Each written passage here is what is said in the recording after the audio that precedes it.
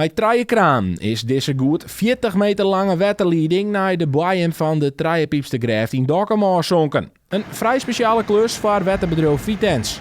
Dat doen we op traditionele wijze. Dus wij laten de leiding afzinken. En normale gang van zaken is eigenlijk dat we een boring doen. Dus dan boren we onder het kanaal of gracht door.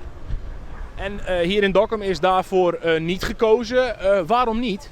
Nou, eigenlijk omdat het niet kon. In een vorig project van ons, Dokkum Sonmapleintje, zijn we oude kademuren tegengekomen. En als wij boren, dan komen die kademuren tegen. Dus kunnen wij niet boven komen met onze boring. En dat is eigenlijk de reden dat we wel moeten werken volgens deze wijze.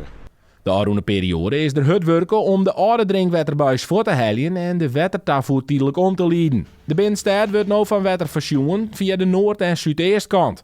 De vervanging van de oude buis wie echt nodig. Nou, wij hebben met Dokkum Sonmapleintje het vorige project grondverzet gedaan, waardoor eigenlijk de leiding vrij is geweest. Toen hebben we gezien dat de leiding in het verleden al een keer gerepareerd is. Waardoor je eigenlijk weer beweging in die leiding krijgt en het risico groter werd dat die daar ook gaat knappen. De nieuwe waterleiding maakt er weer 100 jaar in kennen, maar dat is natuurlijk geen garage.